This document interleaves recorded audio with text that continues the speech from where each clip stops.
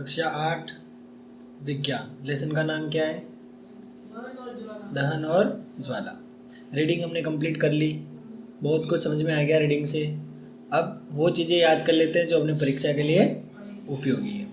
ठीक है, yes.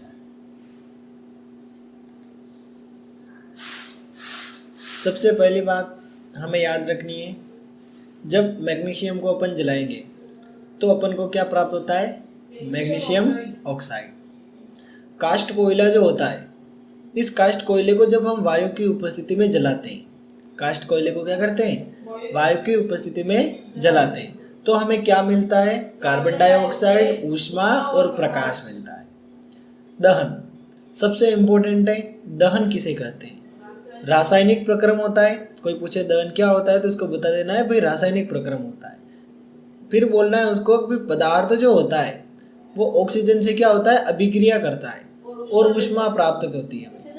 Yes, एक बार और सुन ले। कोई पूछ ले दहन क्या होता है तो उसको बताना है दहन रासायनिक प्रक्रम होता है।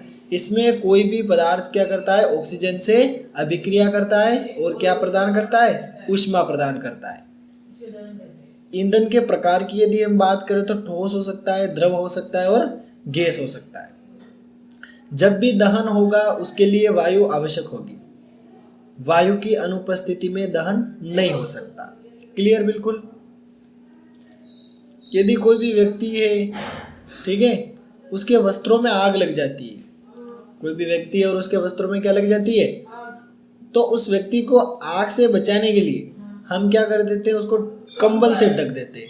कंबल से ढकने से क्या होता है? वायु की आपूर्ति नहीं होती, इसलिए आग बुझ जाती है।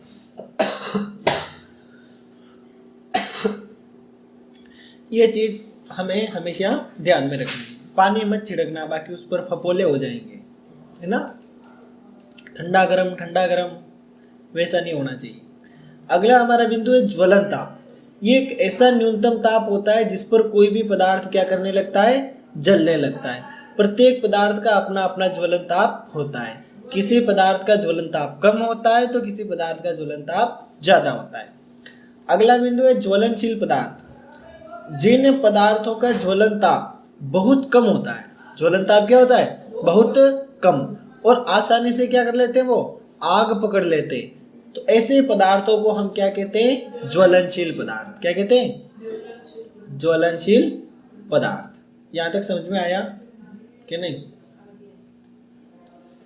अगला बिंदु है दहन के प्रकार। दहन कितने प्रकार का होता है? तो दहन 2 प्रकार का होता है। पहला है तीव्र दहन, दूसरा है स्वतः दहन। ठीक है, याद रखिएगा। अब कोई भी जो सोनार होता है, सोनार जो होता है वो क्या करता है? सोना या चांदी को पिघलाता है। क्या करता है? सोना या चांदी को पिघलाता है। तो जो फूंकनी होती है, यानी जिस फूंकनी की मदद से वो क्या करता है? इनको पिघलाने का काम करता है, तो उसको ज्वाला के बाहरी भाग में रखता है। कहाँ रखता है? बाहरी भाग में, क्योंकि वहाँ सबसे ज़्यादा हीट होती है और वहाँ सबसे ज़्यादा एनर्जी होती है। क्लियर? बिल्कुल। अच्छा ईंधन है ना, अच्छा ईंधन वहाँ होता है, अच्छा ईंधन वह होता है जो सरलता से हमें उपलब्ध हो जाए, आसानी से मिल जाए। दूसरी बात, वायु में आराम से जल जाए। और आदर्श ईंधन की बात करें तो अभी तक ऐसा कोई ईंधन नहीं है जिसको हम आदर्श ईंधन कह सकते हैं, यानी कि जो 100% हमें प्रोडक्शन दे दे, यानी कि 100% उस ईंधन का पूरा प्रयोग हो जाए, ऐसा हमें नहीं मिलता है।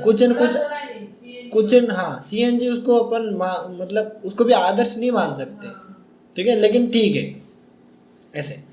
अगला हमारा बिंदु है ऊष्मीयमान ईंधन, है ना। 1 किलो ईंधन, कितना ईंधन? 1 किलो। पूरा जलने में, है ना, पूरा जलने में जितनी ऊष्मा मिलती है, यानी कि 1 किलो ईंधन को हम जला रहे हैं और हमें जितनी ऊष्मा मिल रही है उस ऊष्मा की मात्रा को हम क्या कहेंगे? ऊष्मीयमान। नेक्स्ट, ईंधन के दहन से प्राप्त होने वाले हानिकारक उत्पाद। यानी कि क्या होता है कि जब ईंधन को हम जलाते हैं तो हमें कुछ अवशेष के रूप में ऐसे कण मिल जाते हैं जो हमारे लिए नुकसानदायक होते हैं। उनकी बात कर लेते हैं।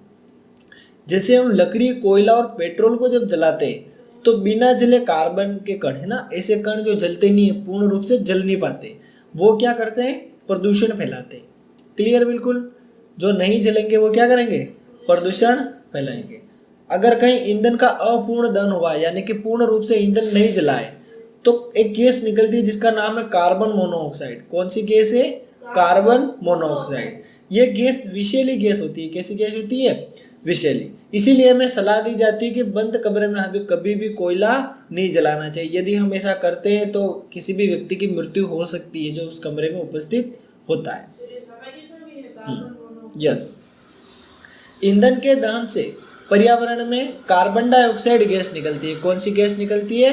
कार्बन डाइऑक्साइड गैस निकलती है। वायु में कार्बन डाइऑक्साइड गैस की अगर मात्रा बढ़ेगी तो कौन सी समस्या आएगी?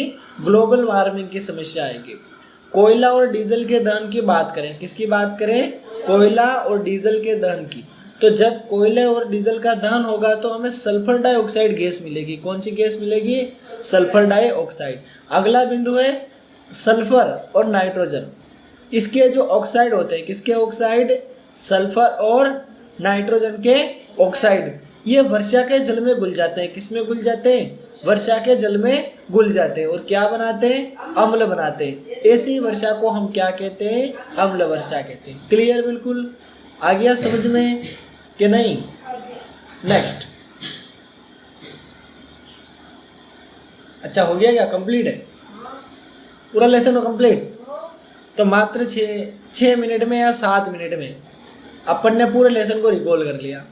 और जब भी तू देखेगा अधिकांश टीचर प्रश्न पूछते हैं वो इससे बाहर नहीं जाएंगे। ठीक है? 90% चांस है कि प्रश्न इसके अंदर से ही आएंगे। ठीक है? तो इस प्रकार ये नोट्स में अवेलेबल करा दूंगा। जल्द से जल्द इनको क्या कर लेना? उतार लेना। ठीक है? फिर अगला लेसन भी पढ़ लेंगे इसी में ही। अगला लेसन कौन सा है? हाँ बताओ, उसको भी पढ़ लेते। आज नहीं पढ़ेंगे लेकिन कल स्टार्ट कर देंगे। हाँ तो वो भी पढ़ लेंगे। ठीक है? हाँ कोई बात नहीं, सारा निपटा देंगे। ठीक है? थोड़ा सा हार्ड है क्या? मेरे को तो नहीं लग रहा है हार्ड है। अपने लिए कोई हार्ड नहीं है, सब आसान है। जो पढ़ने वाले नहीं होते ना उनके लिए कठिन होता है। हाँ तो कर लेंगे। ठीक है? हाँ तो कल स्टार्ट कर लेते हैं इसको। ठीक है? विज्ञान का एक बार निपटा देते हैं फिर दूसरी पढ़ेंगे।